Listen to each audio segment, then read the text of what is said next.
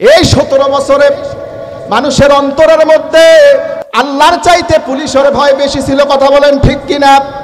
সবাই ভয় করত যদি ডিবির হারুন 3 ইঞ্চি হারুন যদি একবার ধরে, তার আর জেলখানার থেকে আয়না ঘর থেকে বেরোনোর উপায় নাই। কথা বলে আল্লাহ 8 শ্রেণীর মানুষকে ভালোবাসে।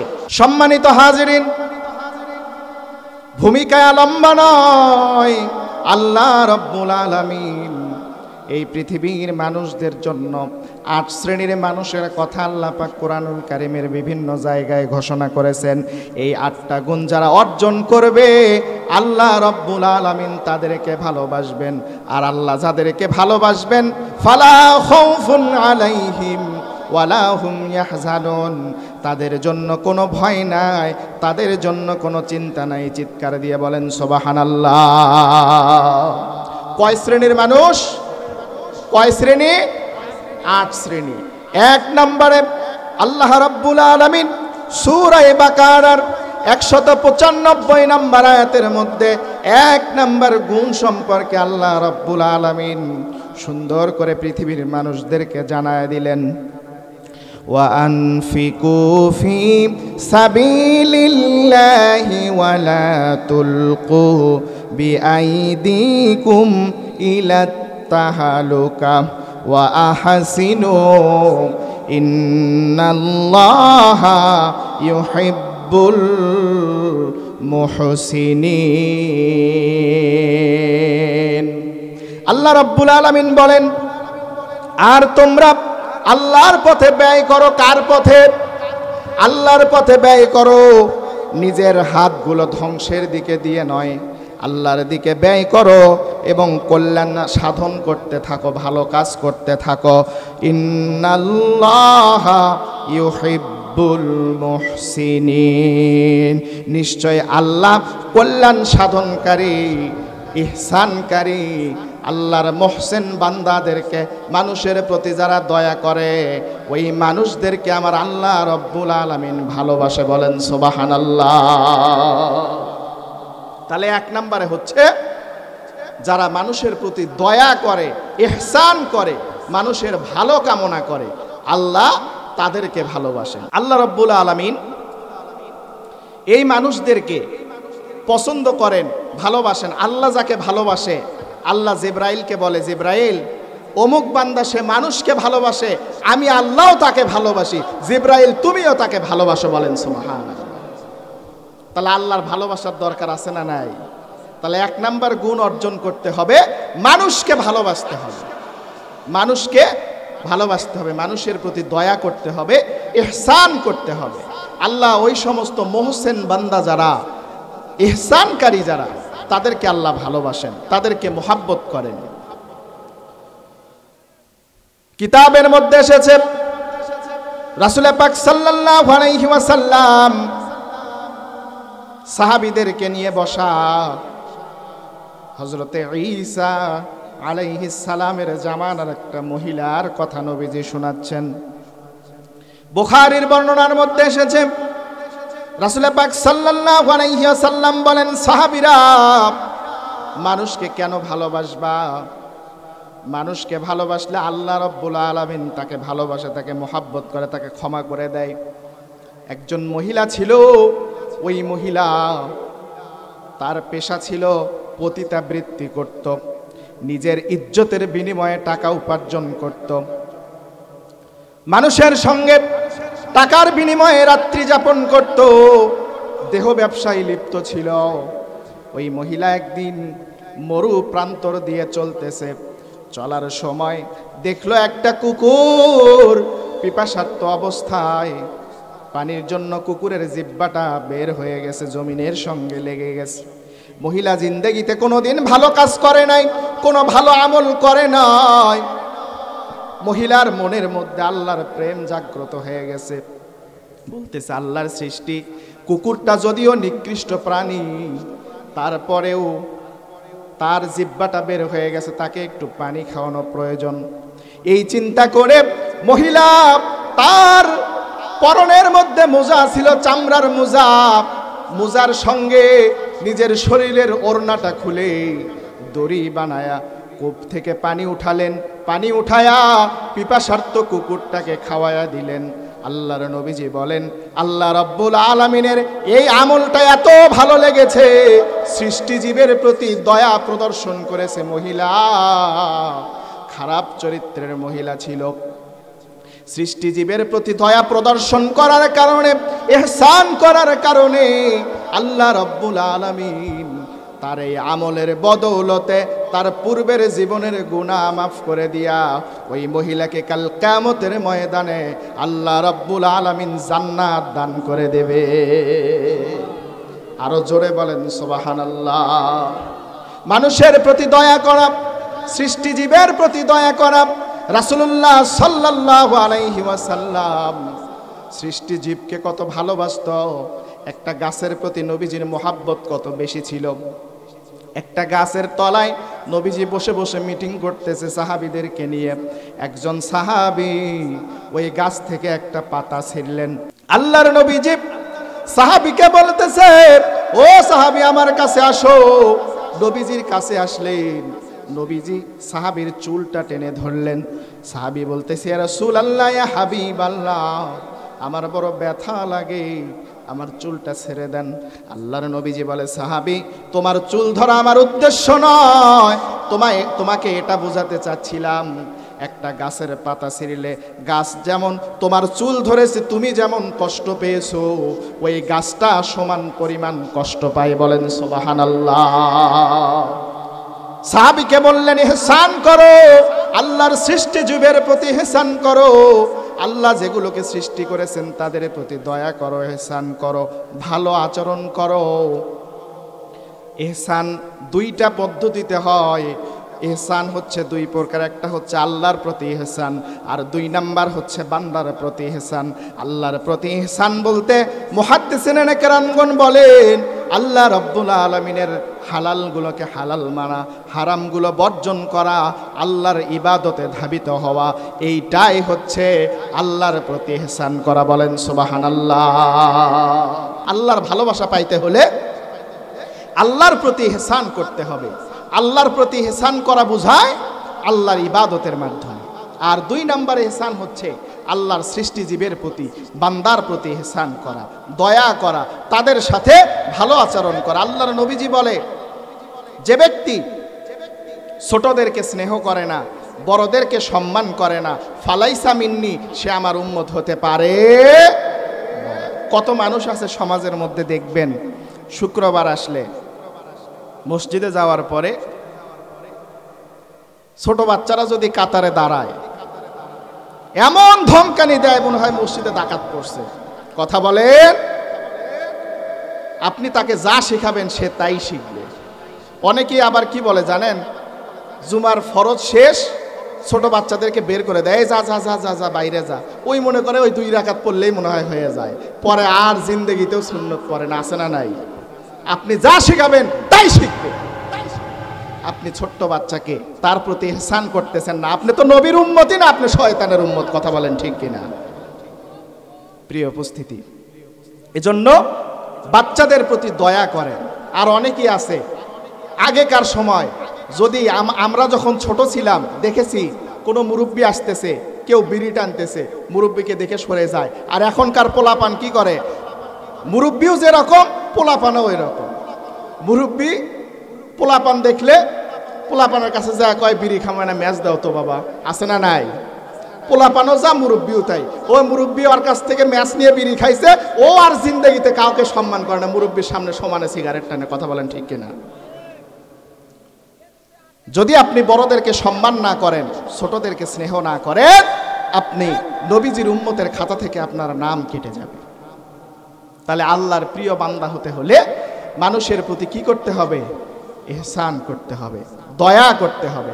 1 নম্বরের গুণ হচ্ছে মানুষের প্রতি ইহসান করা, মানুষের প্রতি দয়া করা। কি করা? মানুষের প্রতি দয়া করা। 2 নম্বর গুণ হচ্ছে যাদেরকে আল্লাহ পাক ভালোবাসে। সূরা আলে ইমরানের ৭৬ নম্বর আয়াতের মধ্যে আল্লাহ জানায় দেয়, বালা মান আওফা বিআহদিহি ওয়াত্তাকা ফাইন্নাল্লাহা ইউহিব্বুল ইউহিব্বুল মুত্তাকিন।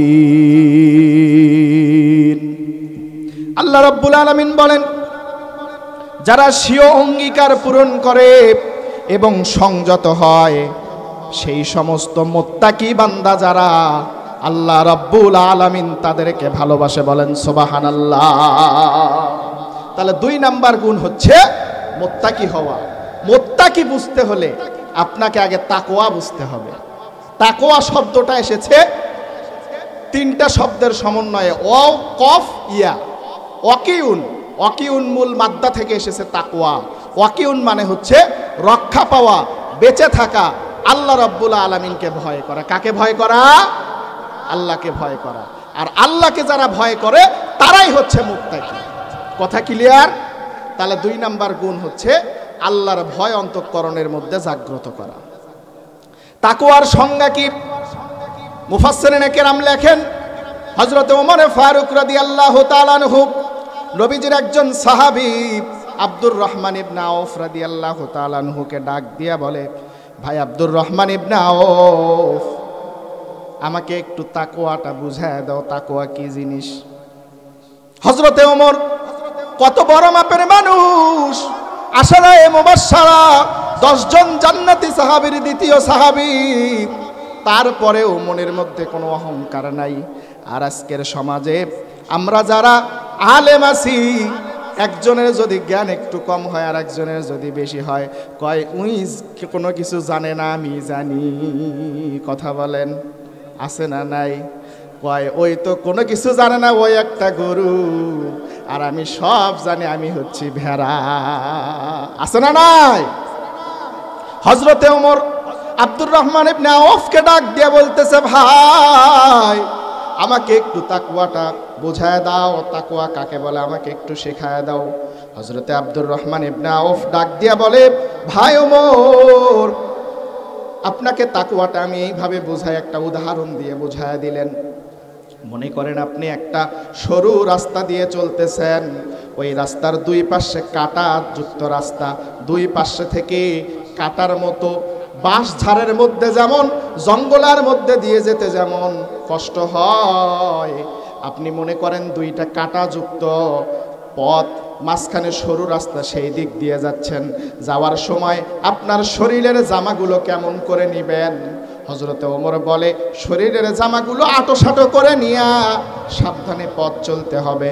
আব্দুর রহমান ইবনে আওফ ডাক দিয়ে বলে, ভাই ওমর, তাকওয়া হচ্ছে এমন জিনিস, আমাকে আপনাকে আল্লাহ এই সমাজের মধ্যে পাঠিয়েছেন। এই সমাজের মধ্যে জেনা রয়েছে, ব্যভিচার রয়েছে, দুর্নীতি রয়েছে, সুদ রয়েছে, ঘুষ রয়েছে, অন্যায় অপকর্ম রয়েছে।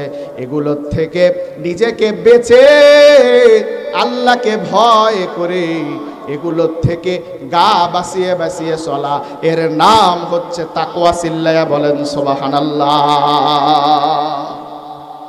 এই তাকওয়া যারা অর্জন করে তাদেরকে মুত্তাকি বলা হয়, এরাই হচ্ছে মুত্তাকি। আর ওই সমস্ত মুত্তাকি বান্দাদেরকে আমার আল্লাহ রব্বুল আলামিন বড় ভালোবাসে, বড় মোহাব্বত করে। বলেন সুবহানাল্লাহ। আল্লাহর কাছে একজন ধনী মানুষের চাইতে তার অন্তরে যদি তাকওয়া না থাকে, আর একজন গরিব মানুষ ভ্যান চালক, তার অন্তরের মধ্যে আল্লাহর ভয় আছে, ওই গরিবের যে দাম, ওই ধনীর 4 পয়সার দাম আল্লাহর কাছে নাই। আল্লাহ বলেন, ইন্না আকরামাকুম ইনদাল্লাহি আতকাকুম, তোমাদের মধ্যে ওই মানুষটা আল্লাহর কাছে সবচাইতে সম্মানী, যেই মানুষটা তোমাদের মধ্যে আল্লাহ রব্বুল আলামিনকে বেশি ভয় করে। বলেন সুবহানাল্লাহ। আল্লাহকে ভয় করার দরকার আছে না নাই? এই মনের মধ্যে আল্লাহর ভয় থাকবে না পুলিশের ভয় থাকবে? কথা কয় না। এই 17 বছরে মানুষের অন্তরের মধ্যে আল্লাহর চাইতে পুলিশের ভয় বেশি ছিল। কথা বলেন ঠিক কিনা? সবাই ভয় করত, যদি ডিবির হারুন 3 ইঞ্চি হারুন যদি একবার ধরে, তারা আর জেলখানার থেকে, আয়না ঘর থেকে বেরোনোর উপায় নাই। কথা বলে। মানুষ আল্লাহর চাইতে ডিবি হারুনকে বেশি ভয় করত।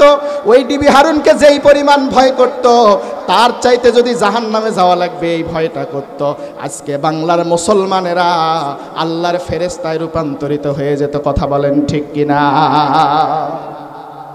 সর্ব অবস্থায় ভয় করতে হবে আল্লাহকে। কতটা ভয় করতে হবে?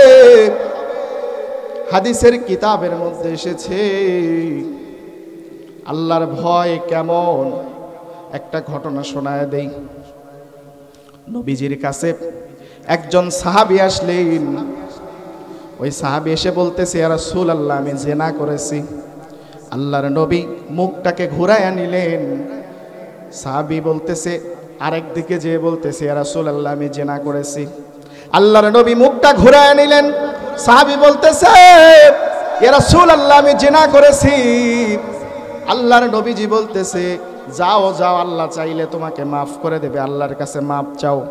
সাহাবীর ভালো লাগলো না, পছন্দ হলো না।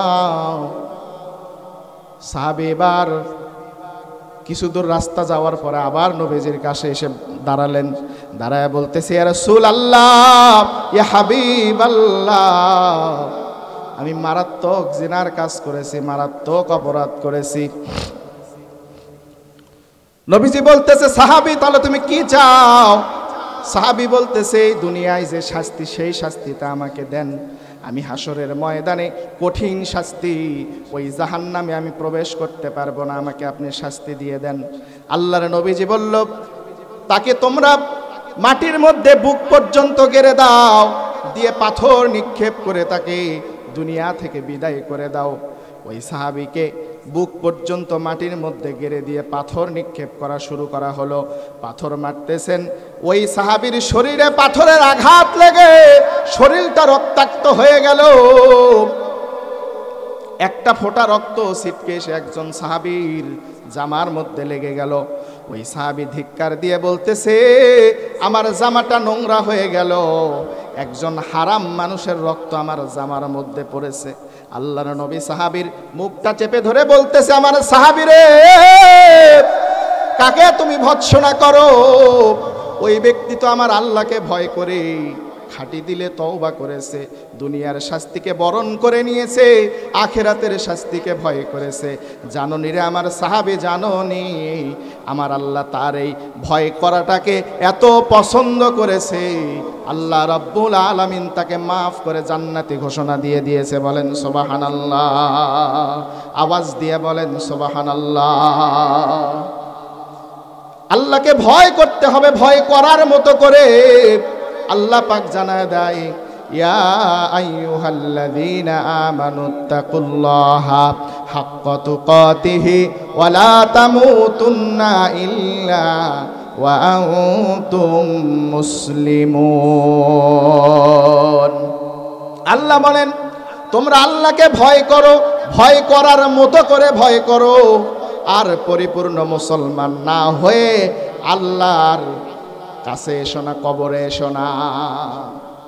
আল্লাহ সতর্ক করে দিচ্ছেন, ভয় করো, ভয় করার মতো করে, যেমন করে ভয় করা দরকার তেমন করে আল্লাহকে ভয় করো। কথা বলেন। এমনিতেই বললাম যে আমি তাকওয়াবান, আমি মুত্তাকি, আর হয়ে গেল? বিষয়টা এমন না। আল্লাহ বলেছেন ভয় করার মতো করে ভয় করো। তার মানে যেই পরিমাণ ভয় আল্লাহকে করা দরকার, ঠিক সেই পরিমাণ ভয় আল্লাহকে করতে হবে। তাহলে যারা আল্লাহকে ভয় করে, ওই সমস্ত মুত্তাকি বান্দাদেরকে আল্লাহ পছন্দ করে, ভালোবাসে। কয় নাম্বার গেল? ও সবাই ভুলে গেছে। কয় নাম্বার গেল? 2 নাম্বার। 3 নাম্বারে আল্লাহ রাব্বুল আলামিন সূরা মায়েদার 42 নাম্বার আয়াতের মধ্যে জানায় দেয়, ওয়া ইন হাকামতা ফাহকুম বাইনাহুম বিল কিসত ইন্নাল্লাহা ইউহিব্বুল মুকসিতিন। আল্লাহ বলেন, আর তুমি বিচার মীমাংসা করো। যদি তোমার উপর দায়িত্ব আসে বিচার মীমাংসা করার, তাহলে তুমি ন্যায় সঙ্গত বিচার করবে। নিশ্চয় আল্লাহ রব্বুল আলামিন ইনসাফকারীকে বড় ভালোবাসে। বলেন সুবহানাল্লাহ। আজকের সমাজে টাকা আছে যার, বিচারের রায় তার দিকে। কথা বলেন ঠিক কিনা? কথা ভুল বললাম? তাহলে আওয়াজ নাই কেন? টাকা যেই দিকে, বিচার সেই দিকে। কথা বলেন। আজকে ন্যায় বিচার নাই। ন্যায় বিচার থাকবে কেমনে? ও যে দ্বিতীয় বক্তা বলে গেল যে ন্যায় বিচার নাই। কেন নাই? আল্লাহর কোরআন দিয়ে বিচার হয় না। কথা বলেন ঠিক কিনা? এই বাংলার জমিনে আল্লাহর কোরআন দিয়ে যদি একটা দুর্নীতিবাজের বিচার করা হতো, বাংলার জমিনে কেউ আর দুর্নীতি করার সাহস করতো না। কথা বলেন ঠিক কিনা? আজকে কোরআনের বিচার নাই, যার কারণে সমাজের মধ্যে এত অন্যায় অবিচার। একটা জেনাকার, একটা ইফটিজিংকারীকে যদি ধরে ঠিক মতো বিচার করা হতো, একজনের মেয়ে রাস্তা দিয়ে যায় আর একজনের ছেলে যায় ডিস্টার্ব করে, অক করছে দেশের আইনে 1 মাস জেল খাটে আয়, ওই জেল খাটে আরো ভয়ঙ্কর হয়ে বের হয়ে আসে। এবার আর কোনো ডিস্টার্ব নয়, সরাসরি ধর্ষণ। কথা বলেন ঠিক কিনা? এমন ঘটনা আমাদের সমাজে আছে না নাই?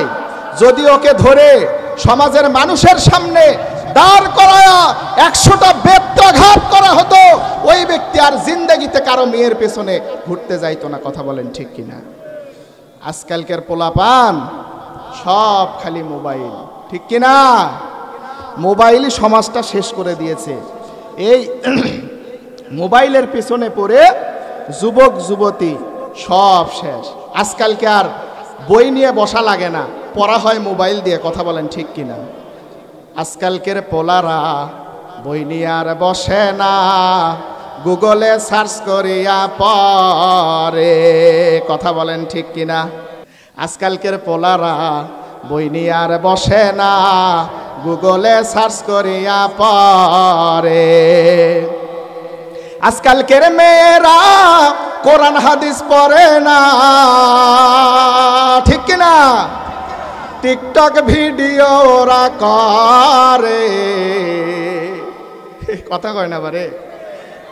আজকালকের মেয়েরা কোরআন হাদিস পড়ে না, স্টার জলসা জি বাংলা ওরা দেখে। আজকালকের ছেলেরা বই নিয়ে আর বসে না, গুগলে সার্চ করিয়া পড়ে। আগের সময় প্রেম করিলে বলতো লোকে পাইছো কি, এখন বলে শোক করিয়া বাবু তুমি খাইছো কি।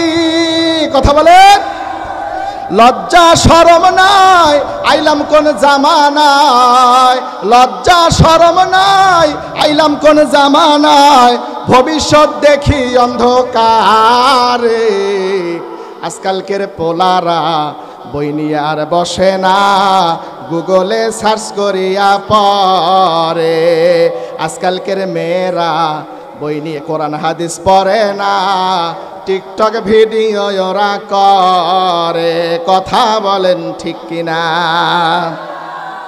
নতুন করে হইছে চালু এ আবার কোন ট্রেন, পরিচয় করাই দেখি ও আমার গার্লফ্রেন্ড। কথা বলেন, গার্লফ্রেন্ড বয়ফ্রেন্ডের চক্কর আছে না নাই? লজ্জা শরমের মাথা খাইয়া গেছে ওরা পাগল হইয়া, ঠিক কিনা? লজ্জা শরমের মাথা খাইয়া গেছে ওরা পাগল হইয়া, ভবিষ্যৎ দেখি অন্ধকারে। আজকালকের পোলারা বই নিয়ে আর বসে না, মোবাইলে সার্চ করিয়া পড়ে। কথা বলেন ঠিক কিনা?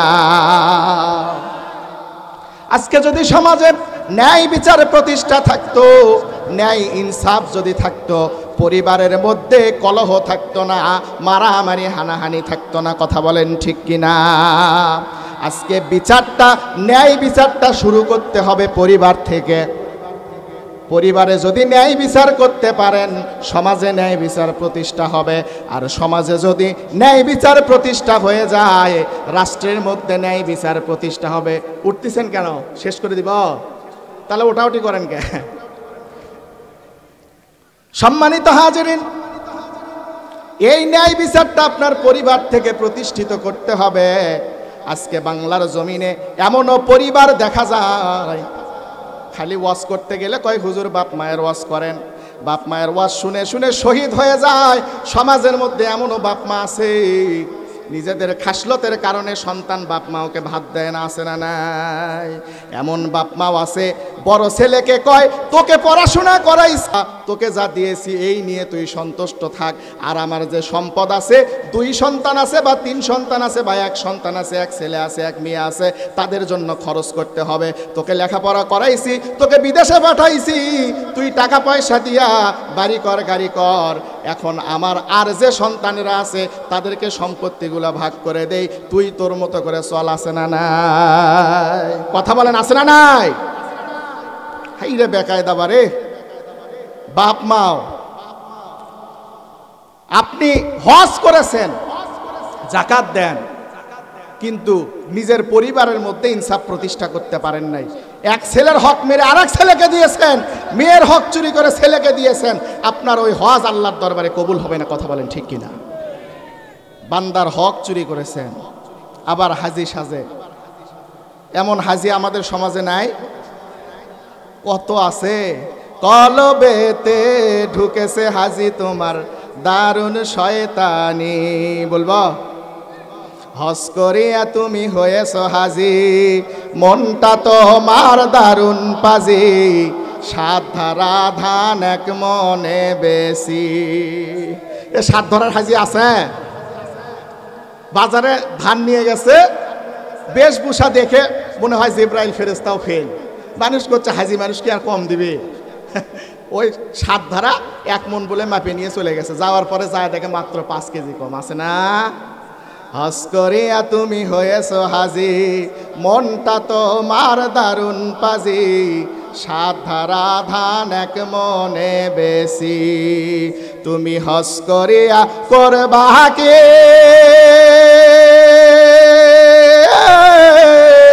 নামাজ পড়িয়া করবা কি, গোপনেতে দুধের মধ্যে পানি দিসনি। কথা কয় না বারে। কলবেতে ঢুকেছে হাজি তোমার দারুণ শয়তানি, পরনে জুব্বা মাথায় টুপি, ক্ষতি করো লোকের চুপি চুপি, মনটাতে ঢুকেছে দারুণ শয়তানি। জমির আইল দিয়ে যায় আর কি করে, যাচ্ছে ভালো মানুষ, যাতে যাতে কি করবি, ওর উপরের জমি যার, ওই জমিতে আগের দিন সার দিছে, দেখছে যে সার দিছে, ওই কি করে পাহা দিয়ে জমির আইলটা টেরা করে দেয়, সব সারালা পানিগুলো ওর জমির যান যায়, আছে না এরকম? আবার টুপি পরে জুব্বা পরে ঘুরে বেড়ায়, মসজিদের সামনের কাতারে বসে, আছে না নাই? তুমি জুব্বা পরিয়া করবা কি, টুপি পরিয়া করবা কি, গোপনেতে ছেলের বিয়ে দিয়া যৌতুক লইছনি, আছে? কলবেতে ঢুকেছে হাজি তোমার দারুণ শয়তানি। সম্মানিত হাজিরিন, যেটা বলতেছিলাম, আগে নিজের পরিবারের মধ্যে ইনসাফ কায়েম করেন, ন্যায় বিচার আগে পরিবার থেকে শুরু করেন। আপনার পরিবার ঠিক করেন, আপনার সমাজ ঠিক হোক, আর আল্লাহর কোরআন দিয়ে জাতীয় পর্যায়ে, দেশের জাতীয় পর্যায়ে আল্লাহর কোরআন দিয়ে বিচার ফায়সালা শুরু করেন, এই সমাজটা ভালো হয়ে যাবে। ওমাল্লাম ইয়াহকুম বিমা আনজালাল্লাহু ফাউলাইকা হুমুল কাফিরুন যালিমুন ফাসিকুন। যারা আল্লাহর কোরআন দিয়ে বিচার করে না, আল্লাহ বলেছে তারা কাফের, তারা জালেম, তারা ফাসিক। আজকে এই বাংলাদেশে 2টা আছে ইসলাম সমর্থিত 2টা বিচার পদ্ধতি আছে। একটা হচ্ছে জমি জমা কেউ মারা গেলে যে ভাগ করা হয়, এইটা ইসলামের বিধান মতে হয়। আর একটা হচ্ছে বিবাহ তালাক, তালাক দিতে গেলে যে আইনটা আছে এটা ইসলামের তৈরি করা, আর সব আইনগুলো ব্রিটিশদের তৈরি করা। আর আজকালকার আলেমেরা এই ব্রিটিশদের তৈরি করা যে বিচার ব্যবস্থা, এর বিরুদ্ধে কথা না কয়া আলেমরা লাগছে আজকে হাত উপরে বাঁধবো না নিচে বাঁধবো, এই নিয়ে কথা বলেন, আছে না নাই? ঝগড়া লাগছে, কয় মিলাদ পড়বো না না পড়বো, কয় মোনাজাত ধরবো না না ধরবো, আছে না নাই? এগুলো ফিতনার মধ্যে আমরা নাই। আমরা চাই জমিন আল্লাহর, আইন চলবে আল্লাহর, কথা বলেন ঠিক কিনা? সম্মানিত হাজিরিন, ন্যায় বিচার কাকে বলে? বুখারীর বর্ণনায় এসেছে, রাসূলুল্লাহ সাল্লাল্লাহু আলাইহি ওয়াসাল্লাম মদিনায় যখন রাষ্ট্র প্রতিষ্ঠা করলেন, মদিনায় যখন নবীজি রাষ্ট্র পরিচালনা করতেছেন। ওই সময়ে মদিনার মধ্যে একজন সম্ভ্রান্ত পরিবারের একজন মহিলা চুরি করল। মহিলার নাম ছিল ফাতেমা। কুরাইশ গোত্রের বনু মখজিম গোত্রের মহিলা ছিল। কুরাইশ গোত্রের মধ্যে দামি একটা গোত্র ছিল বনু মখজুম। এই বনু মখজুম গোত্রের মহিলা নাম ছিল তার ফাতেমা। কি নাম বললাম? ফাতেমা। এই ফাতেমা মখজুমিয়া চুরি করলো। চুরি করার পরে মদিনার মধ্যে শোরগোল পড়ে গেল যে আল্লাহর নবী এই সম্ভ্রান্ত পরিবারের একটা মেয়ের বিচার কেমনে করবেন? কোরআন দিয়ে। যদি বিচার কোরআন দিয়ে করে তাহলে তার হাত কাটতে হবে। চুরি করেছে, সাক্ষী সাবত নিয়ে তার হাত কাটতে হবে। এই চিন্তা করে লোকদের মধ্যে বলা বলি শুরু হয়ে গেল, নবীজির কাছে একটু সুপারিশ নিয়ে যাওয়া হোক, তার বিচারটা যেন হালকা হয়। তারা নবীজির কাছে বিচার নিয়ে যাওয়া হলো। নবীজির কাছে বিচার নিয়ে যাওয়া হলো। আল্লাহর নবীজির কাছে যখন যাওয়া হলো, উসামা ইবনে যায়েদ রাদিয়াল্লাহু তাআলা আনহুকে নবীজি বড় ভালোবাসতেন।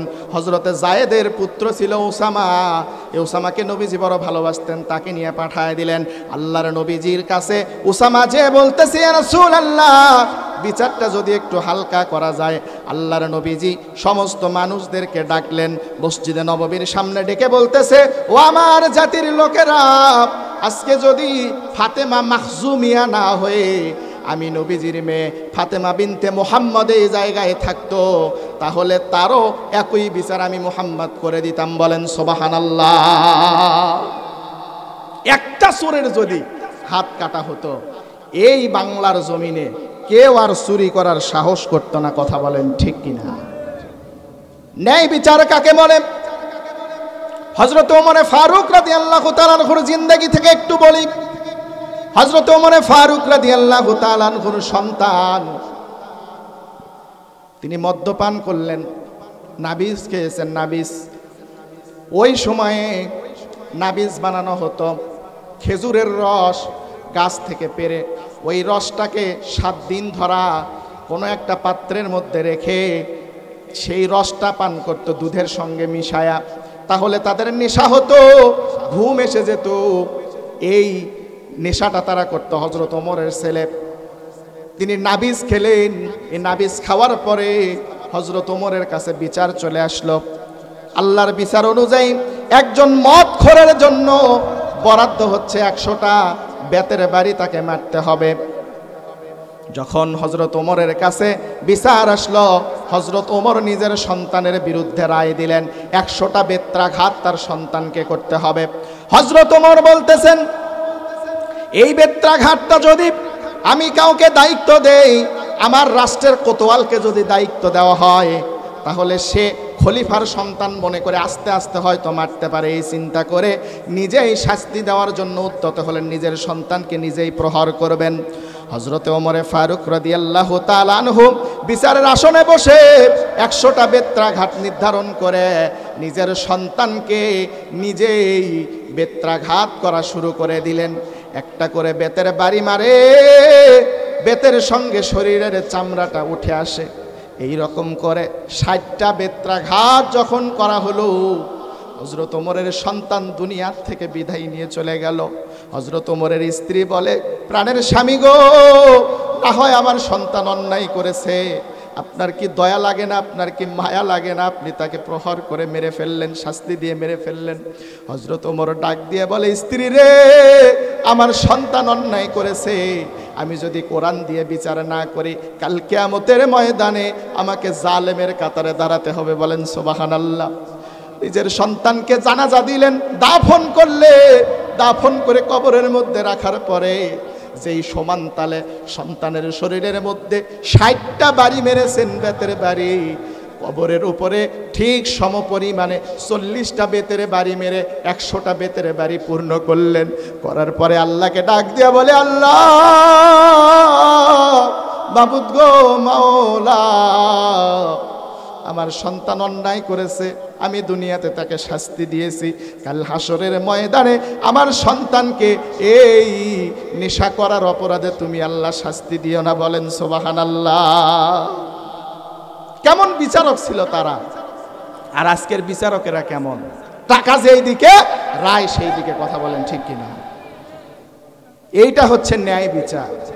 নিজের সন্তানকে কখনো ক্ষমা করে না আদালত। কথা বলেন ঠিক কিনা? এই রকম করে ন্যায় বিচার যদি সমাজে প্রতিষ্ঠা হয়, সমাজটা ভালো হয়ে যাবে। সমাজের মধ্যে কোনো অন্যায় অবিচার থাকবে না। 3 নাম্বার গেল। 4 নাম্বার আর 5 নাম্বার একটা আয়াতের মধ্যে আল্লাহ বলেছেন, সূরা বাকারা 222 নাম্বার আয়াত। আল্লাহ রাব্বুল আলামিন বলেন, ফাইযা তাতাহহারনা ফাআতুহুন্না মিন হাইসু আমারাকুমুল্লাহ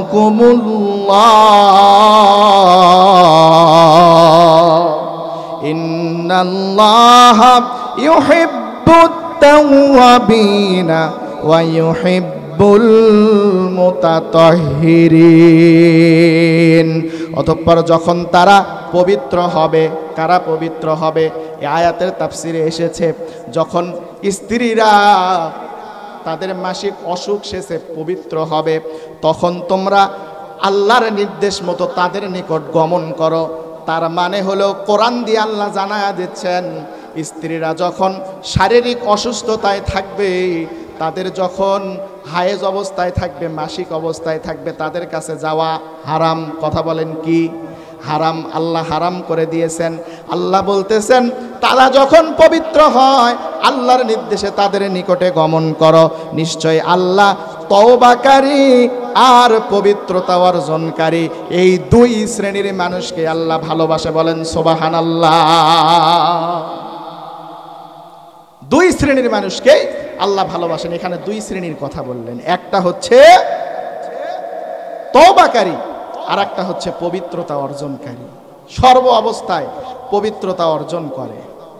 আত-তুহুরু শাত্রুল ঈমান, পবিত্রতা হচ্ছে ঈমানের একটা অংশ। কত মানুষ আছে পবিত্রতার বালাই নেই। আল্লাহ রাসূল বলেছেন 3 জায়গায় ফাঁকা রাখা নিষেধ। একটা হচ্ছে নামাজের কাতারে, আর একটা হচ্ছে কোরআনের মজলিসে, আর একটা হচ্ছে স্বামী স্ত্রী যখন এক জায়গায় ঘুমাবে এই জায়গায়। এই 3 জায়গায় আল্লাহ রাসূল বলেছেন তোমরা ফাঁক রেখো না। আল্লাহ রাসূল বললেন 3 জায়গায় ফাঁক রেখো না, আমরা 3 জায়গায় ফাঁক রাখি। কথা বলেন। এখন বিষয়টা হচ্ছে, স্বামী স্ত্রীর মধ্যে ফাঁকাটা কেন রাখে? এমন খাটার স্বামী আছে সমাজের মধ্যে, এমন পরিমাণ বিড়ি খায়, বউ কয় হুজুর ওয়াজ করিচ্ছে স্বামীর কাছে কাছে থাকা লাগবে। ওই যে বিড়ি খায়, মুখের গন্ধ তো ওই দিকে তাকানি যায় না, আছে না না? কথা বলেন। এরকম করা যাবে? সব সময় সর্ব অবস্থায় পবিত্রতা অর্জন করবেন, তাহলে আল্লাহ ভালোবাসবে। আর একটা হচ্ছে তাওয়াবিন, যারা খাঁটি দিলে তওবা করে আল্লাহ তাদেরকে ভালোবাসে।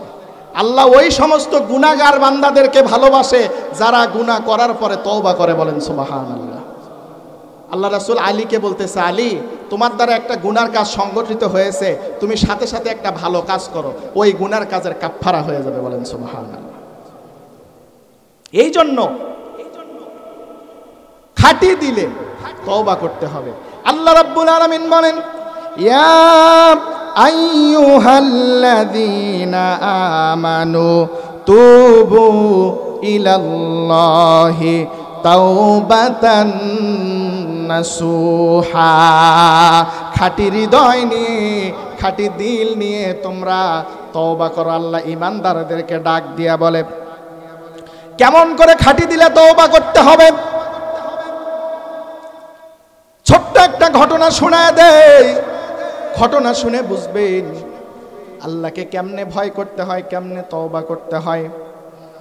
আল্লাহর নবীর সাহাবী হযরতে সালাবাতুল আনসারী রাদিয়াল্লাহু তাআলা আনহু, নবীজি তাবুকের যুদ্ধে যাবেন। সালাবাতুল আনসারীকে বললেন, তোমার যুদ্ধে যাওয়ার দরকার নাই, তুমি আমার সাহাবী সাঈদ ইবনে আব্দুর রহমানের বাড়ি পাহারা দেবে, তার স্ত্রী সন্তানদেরকে দেখাশোনা করবে। সাঈদ ইবনে আব্দুর রহমানের বাড়িতে অবস্থান করবা। আমি নবী যে আদেশ করলাম তোমাকে যুদ্ধের ময়দানে যেতে হবে না। সালাবাতুল আনসারী রাদিয়াল্লাহু তাআলা আনহু তার বাড়িতে অবস্থান নেওয়া শুরু করলেন। ওই সাহাবীর বাড়িতে, সাইদ ইবনে আব্দুর রহমানের বাড়িতে অবস্থান নেওয়া শুরু করলেন। হঠাৎ একদিন নজর করে দেখে সাইদ ইবনে আব্দুর রহমানের সুন্দরী স্ত্রী গোসলখানার মধ্যে গোসল করায় ব্যস্ত আছে। ভুলবশত তার নজরটা গোসলখানার দিকে গেছে। যাওয়ার পরে দেখে সাইদ ইবনে আব্দুর রহমানের স্ত্রীর চোখে চোখ পড়ে গেছে। সালাবাতুল আনসারীকে গোসলখানা থেকে বের হয়ে বলে, ও নবীজির সাহাবী, আমি তোমার ভাইয়ের আমানত, আমি গোসল করতেছিলাম, তুমি সেই দিকে তাকাইলা কেন? হযরতে সালাবাতুল আনসারী রাদিয়াল্লাহু তাআলা আনহু আল্লাহকে ডাক দিয়ে বলে, আল্লাহ, যদিও ইচ্ছা করে দেখি নাই, তারপরেও আসামির কাঠগড়ায় আমাকে দাঁড় করায় দিয়েছে। সাইদ ইবনে আব্দুর রহমানের বাড়ি থেকে চলে গেলেন, দূরে পাহাড়ে চলে গেলেন। যাওয়ার পরে পাহাড়ে অবস্থান করে আল্লাহর দরবারে সালাত আদায় করে আর দোয়া করে, আল্লাহকে ডাক দিয়ে বলে, আল্লাহ, আমি বড় গুনাহগার, আমি ভুল করেছি, আমাকে মাফ করে দাও। আল্লাহর কাছে দোয়া করতে থাকে। তাবুকের ময়দান থেকে সাইদ ইবনে আব্দুর রহমান চলে আসলেন, স্ত্রীর কাছে এসে ঘটনা শুনলেন। স্ত্রী বলতেছে, আপনার ভাই সালাবাতুল আনসারী, যাকে দায়িত্ব দেওয়া হয়েছিল, সে বাড়ি থেকে চলে গেছে। কেন চলে গেছে? স্ত্রী ঘটনা খুলে বললেন। সাইদ ইবনে আব্দুর রহমান সেই খুঁজতে খুঁজতে পাহাড়ে চলে গেলেন। যে দেখেন সাইদ ইবনে আব্দুর রহমান পাহাড়ে, যে দেখেন সালাবাতুল আনসারী আল্লাহর দরবারে ইবাদত করে, কান্না করে, বলে, ভাই চলো নবীজির দরবারে চলো, আল্লাহর নবীর কাছে চলো, আল্লাহ তোমার জন্য হয়তো ক্ষমার ঘোষণা দিয়ে দেবে, চলো নবীজির দরবারে যাই। সাইদ ইবনে আব্দুর রহমানকে সালাবাতুল আনসারী ডাক দিয়ে বলে, ভাই, আমার হাত দুইটা রশি দিয়ে গরু ছাগল যেমন বাঁধে, চোরকে যেমন করে বাঁধা হয়, তেমন করে অপরাধীর মতো করে বাঁধো। আমি নবীজির সামনে এই ঘটনা বলতে পারবো না, চলো আবু বকরের দরজায় চলে যাই। আবু বকরের বাড়িতে যেয়ে বলে, ভাই আবু বকর, আমি তো একটা গুনার কাজ করেছি, আমি তো একটা অপরাধ করেছি, ভাই আমার ক্ষমা আছে নাকি? হযরত আবু বকর ডাক দিয়া বলে, ভাই, আমার দরজা থেকে দূর হয়ে যাও, দূরে চলে যাও, তোমার জন্য আমার কাছে কোনো ক্ষমা নাই। এবার চলে গেলেন ওমরের বাড়িতে। ওমরের বাড়িতে যেয়ে বলে, ভাই ওমর, তুমি কি আমার জন্য ক্ষমার ঘোষণা দিতে পারো নাকি? আমি এই অপরাধটা করেছি। হযরতে ওমর বলে, তোমার জন্য আমি ওমরের কাছে কোনো ক্ষমা নাই। চলে গেলেন আলীর দরবারে, যে বলতেছে, ভাই আলী, তোমার কাছে কি আমার জন্য ক্ষমার কোনো ঘোষণা আছে? হযরতে আলী বলে, না না, তোমার জন্য আমার দরবারে কোনো ক্ষমার ঘোষণা নাই। সালাবাতুল আনসারীর সঙ্গে তার মেয়েটা সাইদ ইবনে আব্দুর রহমানের সঙ্গে তার বাবার রশি ধরে টানতেছে। নবীজির দরবারে নিয়ে গেলেন। নবীজির কাছে যাওয়ার পরে আল্লাহর নবীজি বলে, এ সালাবাতুল আনসারী, তোমাকে একটা আমানত দেওয়া হয়েছিল, তুমি আমানতের খিয়ানত করেছ, তোমার জন্য আমি নবীজিও ক্ষমার ঘোষণা দিতে পারলাম না। হযরতে সালাবাতুল আনসারী চিৎকার দিলেন, দিয়ে বলে, ইয়া রাসূলুল্লাহ, ইয়া হাবিবাল্লাহ, আপনিও যেহেতু ক্ষমার ঘোষণা দিতে পারলেন না, আমাকে ক্ষমা করতে পারে আমার আল্লাহ রাব্বুল আলামিন। বলেন সুবহানাল্লাহ। দড়িটা খুলে দিলেন। তার মেয়ে ডাক দিয়া বলতেছে, বাবা, যতদিন পর্যন্ত আল্লাহর নবী তোমার জন্য ক্ষমার ঘোষণা না নিয়ে আসে, তুমি যে অপরাধ করেছো, আমি মেয়ে তোমাকে আর জিন্দেগিতে কোনোদিন আব্বা বলে ডাকবো না। হযরতে সালাবাতুল আনসারী রাদিয়াল্লাহু তাআলা আনহু চলে গেলেন পাহাড়ে। দিন রাত সব সময় আল্লাহর কাছে দোয়া করে, আল্লাহ আমাকে মাফ করে দাও, আল্লাহ আমাকে মাফ করে দাও। আল্লাহ রাব্বুল আলামিন ফেরেশতা জিবরাইলকে পাঠালেন। জিবরাইল এসে বলে, ইয়া রাসূলুল্লাহ, হাবিবাল্লাহ, আল্লাহ আপনাকে সালাম দিয়েছে, আল্লাহ সালামের জবাব দিন। আল্লাহ আপনার কাছে জানতে চেয়েছে, এই সৃষ্টিগুলো আল্লাহ করেছে না আপনি করেছেন? আল্লাহর নবীজি বলে, সৃষ্টিগুলো তো আল্লাহ করেছে। তাহলে আল্লাহর বান্দা, আল্লাহ ক্ষমা করবে, আপনি নবীজি কেন তার জন্য ক্ষমার ঘোষণা দেন না? আল্লাহর নবীজি বলেন, বুঝতে পেরেছি আমার সালাবাতুল আনসারী তওবা আল্লাহ রাব্বুল আলামিন কবুল করে নিয়েছে। যাও ওমর যাও, আলী যাও, আবু বকর যাও, আমার সালাবাতুল আনসারীকে আমার দরবারে নিয়ে আসো। মদিনা থেকে দূরে পাহাড়ের গুহায় দাঁড়ায় দাঁড়ায় আল্লাহর দরবারে ইবাদত করে তিনজন সাহাবী, সঙ্গে সালমান ফারসি রাদিয়াল্লাহু তাআলা আনহু, চারজনে মিলে গেলেন গুহার কাছে, যে বলতেছে ভাই তোমাকে আর কান্না করতে হবে না, আল্লাহর নবীজি তোমার জন্য ক্ষমার ঘোষণা করে দিয়েছেন। সালাবাতুল আনসারী বলে আমাকে নবীজির দরবারে নিয়ে চলো। নবীজির দরবারে নিয়ে আসে গভীর রজনীতে, সেখান থেকে রওনা দিয়ে নবীর দরবারে আস্তে আস্তে ফজরের সময় হয়ে যায়। আল্লাহর নবী ফজরের সালাত আদায় করেন। সালাত আদায় করার পরে দেখে সালাবাতুল আনসারী কাতারের পেছনে দাঁড়ায় আছে। আল্লাহর নবীজি বলে, এ সালাবাতুল আনসারী, আল্লাহ রাব্বুল আলামিন তোমাকে ক্ষমা করে দিয়েছেন। সালাবাতুল আনসারী চিন্তায় চিন্তায় তার হৃৎপিণ্ডের মধ্যে তিনি অসুস্থ হয়ে গেছেন, খাওয়া নাই দাওয়া নাই, শুকে গেছেন। আল্লাহর নবীজি যখন ক্ষমার ঘোষণা দিয়ে দিল, সালাবাতুল আনসারী চিৎকার দিয়ে আল্লাহকে ডাক দিয়ে বলে, আল্লাহ তুমি রহমান, তুমি রহিম, তুমি গফুর, তুমি গফফার, তুমি আমাকে ক্ষমা করে দিয়েছো গো মালিক, আজ থেকে আমার আর কোনো টেনশন নাই। চিৎকার দিয়ে আল্লাহকে ডাক দেওয়া মাত্র আজরাইল এসে তার জানটা কবজ করে নিয়ে গেল। বলেন আল্লাহু আকবার। হযরতে সালাবাতুল আনসারী চিৎকার দিয়ে জমিনে পড়ে গেলেন, তার জীবন প্রদীপ নিভে গেল। হযরতে রাসূল ডাক দিয়া বলে, সাহাবীরা দেখো আমার সালাবাতুল আনসারী কথা বলে না কেন? হযরতে সালমান ফারসি রাদিয়াল্লাহু তাআলা আনহু তার শরীর পরীক্ষা করে বলতেছে, ইয়া রাসূলুল্লাহ, হাবিবাল্লাহ, আমাদের সালাবাতুল আনসারী আর বেঁচে নাই, তিনি দুনিয়ার সফর শেষ করেছেন। মেয়েটা এসে ডাক দিয়ে বলে, বাবা আমি অভিমান করে বলেছিলাম তোমাকে আর জিন্দেগিতে কোনোদিন আব্বা ডাকবো না। আল্লাহ রাসূল মেয়েটাকে ডাক দিয়ে বলে, ও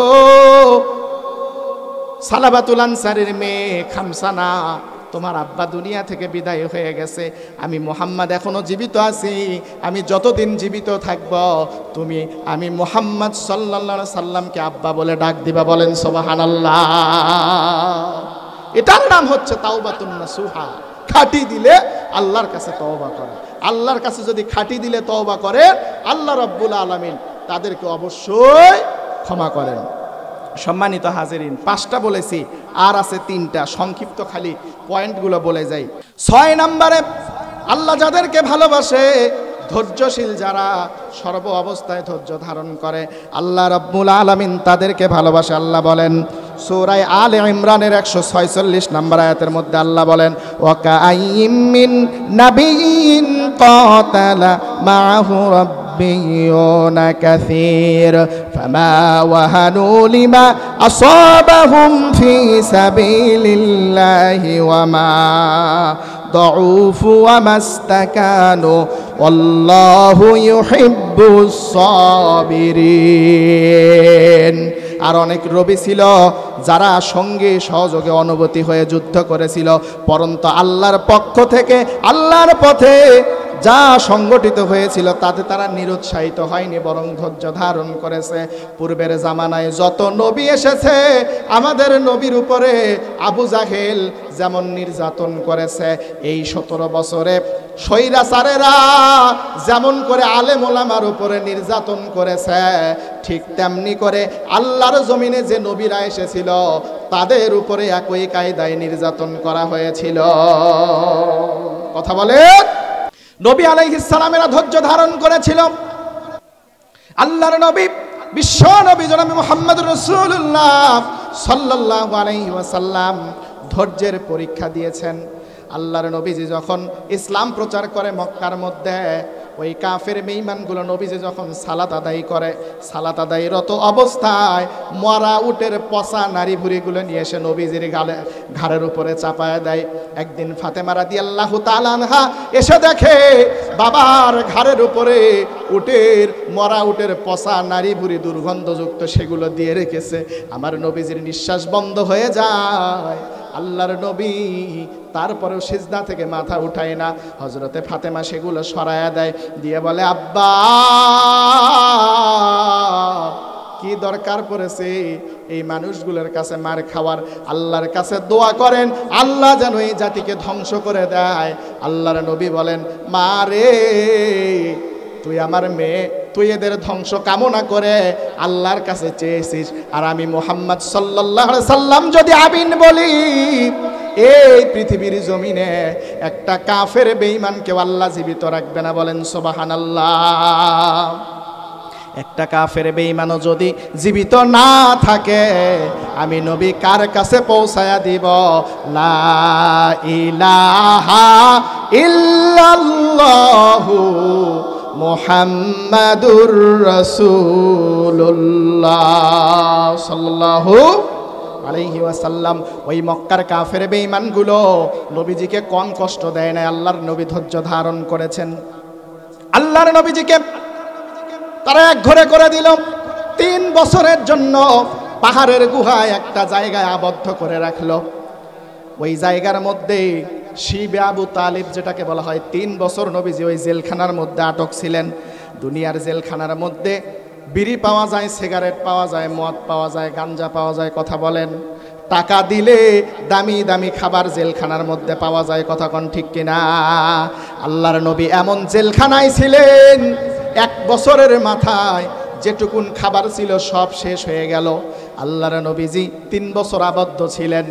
এত নির্যাতন ওই কাফের বেঈমানেরা নবীজির উপরে করেছে, আল্লাহর নবী ধৈর্য ধারণ করেছেন। তারা খাবার বন্ধ করে দিয়েছে, পানি বন্ধ করে দিয়েছে। ওই পাহাড়িয়া অঞ্চলে বাবলা গাছ নামে একটা গাছ রয়েছে, সেই বাবলা গাছের কাঁটাযুক্ত পাতা, এই বাবলা গাছের কাঁটাযুক্ত পাতাগুলো খেয়ে আমার নবীজি জীবন ধারণ করেছে।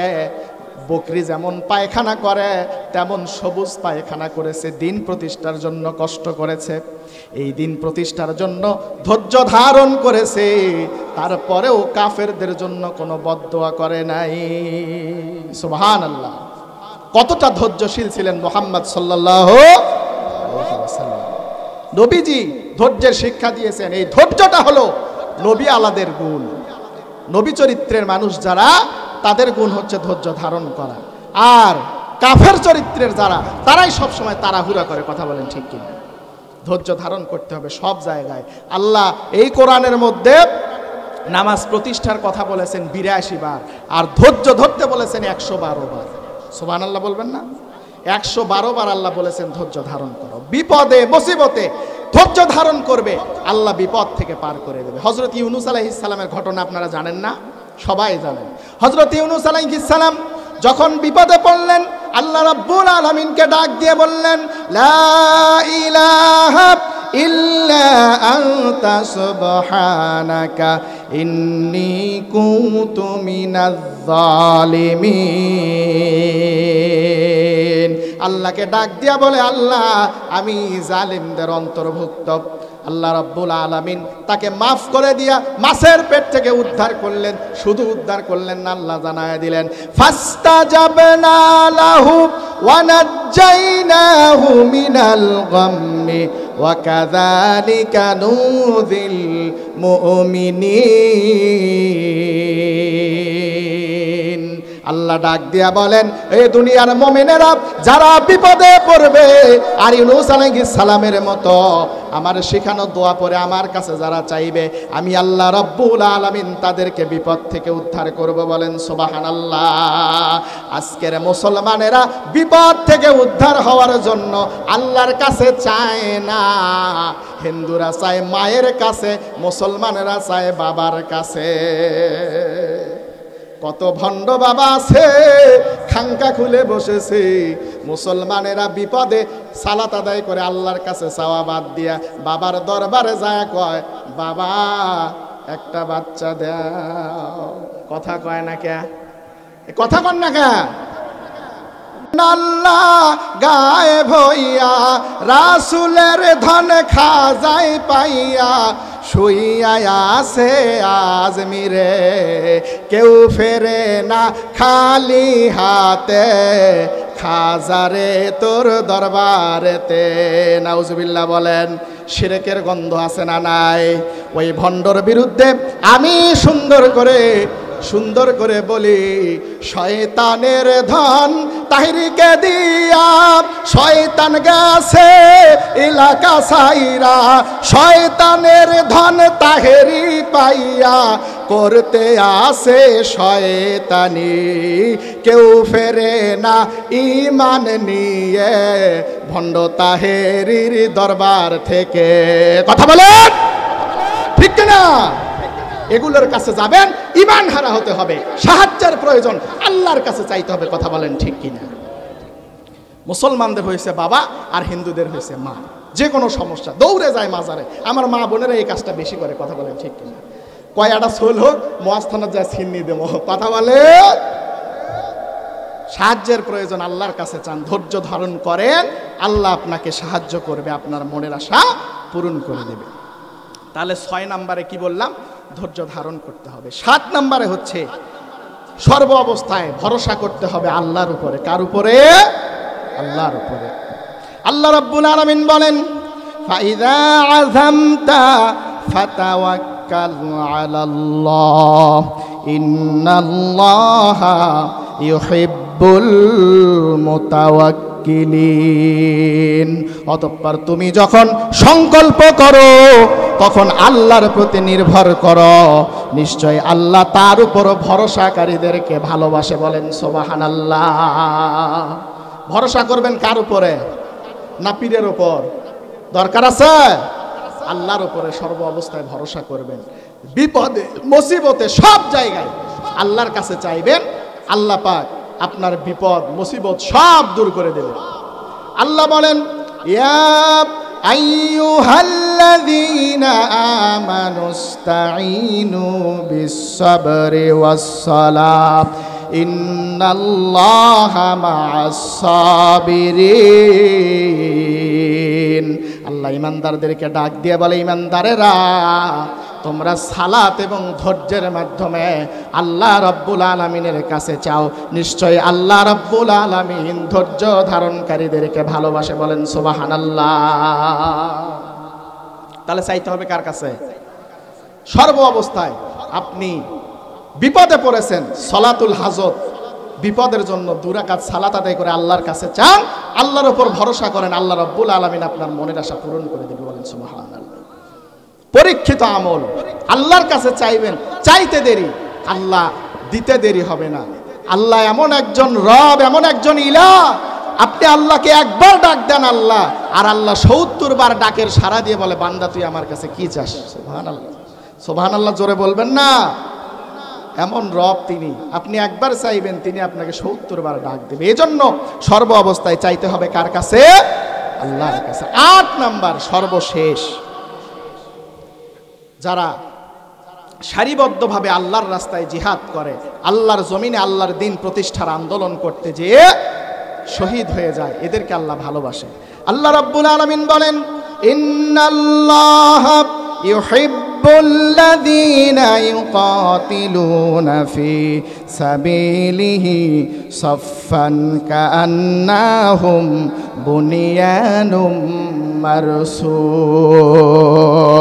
যারা আল্লাহর পথে সংগ্রাম করে সারিবদ্ধভাবে সুদৃঢ় প্রাচীরের মতো, আল্লাহ ওই সমস্ত মুজাহিদ বান্দাদেরকে ভালোবাসে। বলেন সুবহানাল্লাহ। যারা আল্লাহর জমিনে আল্লাহর দ্বীন প্রতিষ্ঠা করার জন্য লড়াই করে, আল্লাহ তাদেরকে ভালোবাসে। এই 8 শ্রেণীর মানুষের কাতারে আমাদের স্থান হওয়ার দরকার আছে না নাই? আছে না নাই? আমি আরো একবার শুরু থেকে শেষ পর্যন্ত 8 শ্রেণী শুধুমাত্র শিরোনাম বলে যাব, সবাই মুখস্থ করবেন, খাতা থাকলে লিখে নেবেন।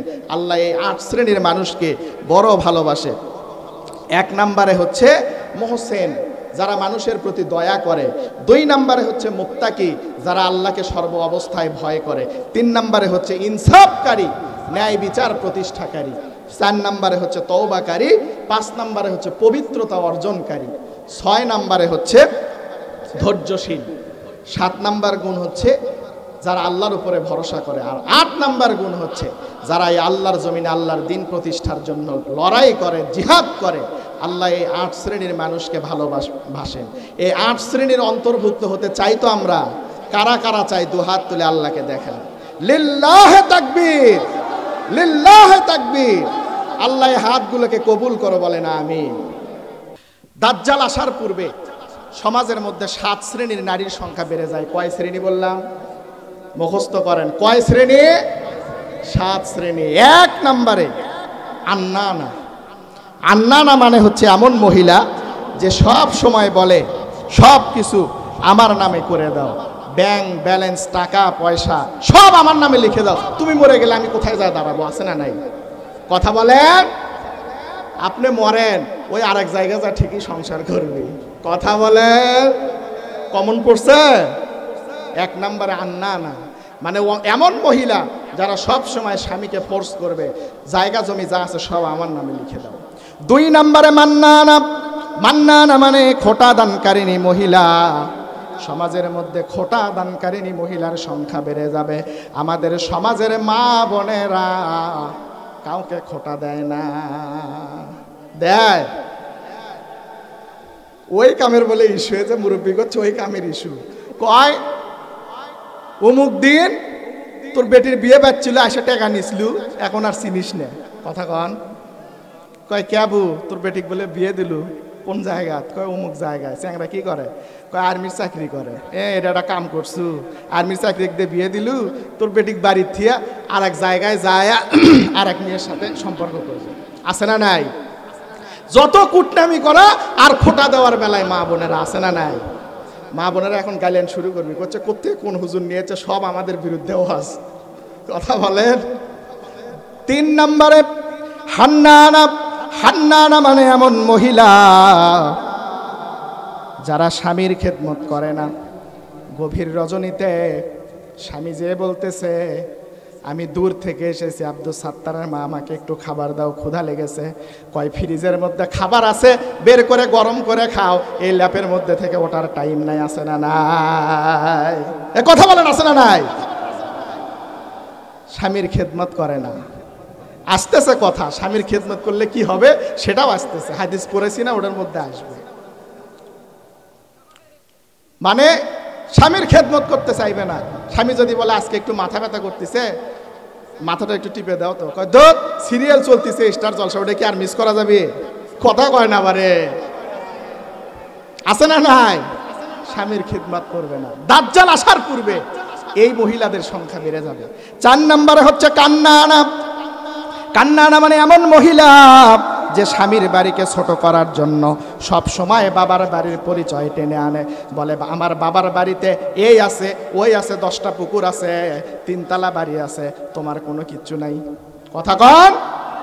বাবার বাড়িকে বড় করতে করতে এমন বড় করে বাবার বাড়ির কাছে স্বামীকে ফকির বানায়। স্বামীকে ফকির বানায়া ও হয় ফকিরের বউ, বুঝতেও পারে না আমি ফকিরের বউ হয়ে গেছি। কথা বলে। আছে না নাই? দাজ্জাল আসার পূর্বে এই সমস্ত নারীদের সংখ্যা সমাজে বাড়বে। এগুলো বাড়ছে না বাড়ে নাই? চিন্তা করেন, দাজ্জাল আসার সময় চলে আসতেছে। কি মনে করেছেন গাদ্দারি করে এই পৃথিবীতে চলবেন?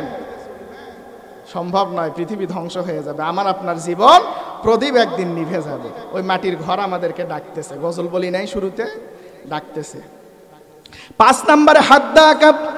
হাদ্দাকা মানে এমন মহিলা যে স্বামী কোনো কিছু কিনে দিলে পছন্দ করে না। আছে না নাই? কয় তোমার চোখ নাই, কি নিয়েছ এটা, আমাকে সাজবি নাকি? আছে? এই কথা কয়া ঈদের সময় যখন চলে আসে, স্বামী ভেড়া কয় চলো বরিয়াহাট যাই, মার্কেটে যাওয়া লাগবে। স্বামী যদি কয় বরিয়াহাট যাবো, কয় না হবে না, বগুড়া যাওয়া লাগবে। বরিয়াহাট কি আছে? কিচ্ছু নেই, বগুড়া চলো। বগুড়া যাওয়ার পরে ছোট্ট বাচ্চা স্বামীর কোলে দেয়, দিয়ে সামনে সামনে হাঁটে। স্বামী বাচ্চা কোলে নিয়ে কয় বাবু তো বাবু তো মানে আমি তোমার মাও হয়ে গেছে, তোমার মাও সামনে আছে। আছে না নাই? স্বামীকে পেছনে রেখে সামনে সামনে হাঁটে। দোকানে যায়, কয় ভাইয়া সুন্দর দেখে একটা শাড়ি বের করে দেন। আছে না নাই? দোকানদারও আছে ওই কায়দায়, শাড়ি একখান বাই করবে, বাড়ি করে ঘাড়ের সঙ্গে লাগায় কইবে, আপা এই শাড়িটা আপনাকে অনেক সুন্দর লাগবে। কথা বলেন। স্বামী কোনো কিছু দিলে পছন্দ হয় না, দৌড়ে যায় মার্কেটে। এমন নারীর সংখ্যা আমাদের সমাজে আছে না নাই? 6 নম্বরে হচ্ছে সাদ্দাকা। সাদ্দাকা মানে এমন মহিলা কথায় কথায় স্বামীর সাথে ঝগড়া করে, এমন মহিলা আছে না নাই? কয় সারা জীবন তোর সাথে সংসার করলাম, তুমিও নাই, ডাইরেক্ট তুই। কথা বলেন আছে না নাই? কয় সারা জীবন তোর সাথে সংসার করলাম কিন্তু সুখ পাইলাম না। কথা বলে আছে না নাই? এখন আরো বেশি হচ্ছে, মানে মরেই যাবি, মুরব্বী করছে মরেই যাবি, করছে তোর সাথে সুখ পেলাম না। চিন্তা করেন সমাজ কোন জায়গায় গেছে। 7 নম্বরে সর্বশেষ বাররকা। বাররকা মানে এমন মহিলা যে শুধু স্বামীর সাথে ঝগড়া করে না, এক পর্যায়ে স্বামীর উপরে, স্বামীর গায়ে হাত তোলে, এমন মহিলা আছে না না?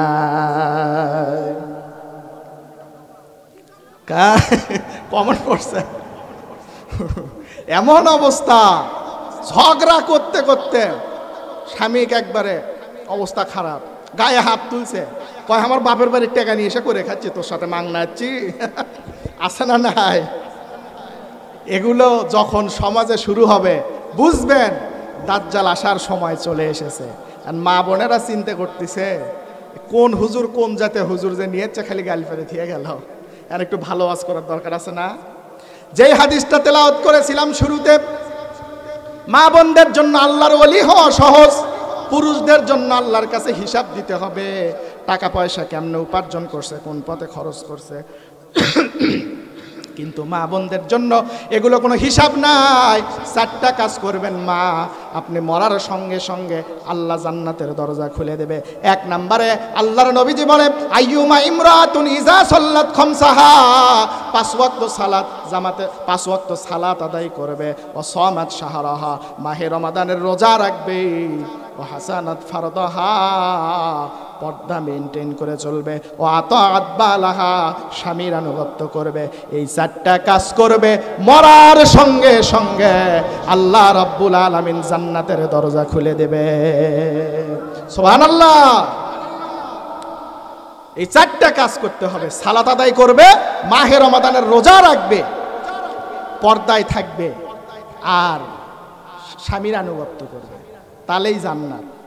মা বোনেরা রোজা রাখে, রোজা রাখার বেলায় পটু, মাহে রমজানের রোজাও রাখবে, তারপরে শাওয়াল মাসের রোজাও রাখবে, রজব শাবানের রোজাও রাখবে, সব রাখবে। মাসে 3টে 4টে কয় সারা বছর রোজা রাখবো, সমস্যা নাই, কিন্তু নামাজ পড়বো না। আছে না নাই? নামাজ পড়ার বেলাত নাই, রোজা রাখতে রাখতে শহীদ হয়ে যাবে, তাও নামাজ পড়বি না। কথা বলে, নামাজ পড়তে তাদের অ্যালার্জি, পর্দা করতে অ্যালার্জি। আগেকার সময়ে সকালবেলা মানুষের ঘর থেকে আওয়াজ আসতো কোরআন তেলাওয়াতের। কথা বলেন ঠিক কিনা? আর এখন মা বোনেরা এই ইন্ডিয়ান সিরিয়াল দেখতে দেখতে এমন হয়ে গেছে, ফজরের পর থেকে শুরু করে রাত 12টা পর্যন্ত চলে। কথা বলেন ঠিক কিনা? সকালবেলায় আগে আসতো কোরআনের আওয়াজ, এখন আসে স্টার জলসার উলুধ্বনির আওয়াজ। কথা বলেন ঠিক কিনা? বুঝতেই পারবেন না এটা মুসলমানের বাড়ি না হিন্দুর বাড়ি। কথা বলেন ঠিক কিনা? মা বোনদেরকে বলি, মা আপনি সন্তান তৈরির কারিগর, আপনি সন্তানের প্রথম শিক্ষক। আপনার সন্তানকে যা শিখাবেন তাই শিখবে। আপনার সন্তানকে যদি কোরআন শিখান, সন্তান কোরআন শিখবে। স্টার জলসা শিখান, স্টার জলসা মার্কা সন্তান হবে। আপনি মরে যাবেন, জিন্দেগিতে আপনার জন্য দোয়া করবে না। কথা বলেন ঠিক কিনা? এজন্য নেক সন্তান তৈরি করেন, মৃত্যুর পরে আপনার জন্য দোয়া করবে। আপনার জানাজা হুজুর পড়লে কি দোয়া করলো আপনিও জানি না, আমিও জানি না। আপনার সন্তান যদি দোয়া করে, অন্তর থেকে দোয়া করবে। কথা বলেন ঠিক কিনা? এজন্য সন্তানকে কোরআন শেখান। এগুলো স্টার জলসা জি বাংলার চক্কর থেকে সন্তানকে কোরআন শেখান। সম্মানিত হাজিরিন, যে 8 শ্রেণীর কথা বলেছি, আল্লাহ পাক সকলকে আমল করার তৌফিক দান করুক। বলেন আল্লাহুম্মা আমিন। আবার জোরে বলেন আল্লাহুম্মা আমিন। আল্লাহ আমাদের সবাইকে কবুল করুক।